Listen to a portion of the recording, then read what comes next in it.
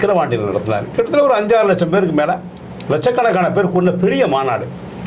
அவ்வளவு அற்புதமா அந்த மாநாடை வந்து புசி ஆனந்த் தலைமையில சிறப்பா நடந்ததுன்னு சொல்லலாம். புசி ஆனந்த் மேல நமக்கு வேறு விதமான விமர்சனங்கள்லாம் இதுக்கு முன்னாடி வச்சிருக்காங்க. பட் அவர் வந்து இல்ல அருமையா நடத்தினாருங்க. ஆமா ஆமா ஆமா, அதான் நானும் சொல்றேன். அவருக்கு வந்து அரசியலா இன்னைக்கு மேடையில் அவர் பேச, போலீஸ் பர்மிஷன் ஆகட்டும், அந்த இடத்த வந்து லீஸுக்கு எடுத்து நல்லா பண்ணாரு. அருமையா நடந்தது சார். 36 பேருடைய இடம் சார். அது ஒருத்தருடைய இடம் இல்ல, 36 பேரையும் ஆர்கனைஸ் பண்ணி அந்த இடத்துக்கு ப்ராப்பர் பெர்மிஷன் வாங்கி அவங்களுக்கு வாடகை உட்பட பிறகு கொண்டு கொடுக்க, இல்ல லீஸுக்கே எடுத்துட்டாங்களா. அதுக்குள்ள போனா இப்ப அரசியல் பிரமாதமா நடத்தி முடிச்சாங்க, பல லட்சம் பேர். ஆனா நீங்க வெறும் 3000 பேர் தான். அவங்க இன்விடேஷனே ப்ராப்பரா 2000 பேருக்கு 3000 பேர் போலி பாஸ் கலர் ஜெராக்ஸ் எடுத்துட்டு உள்ள போயிருக்காங்க.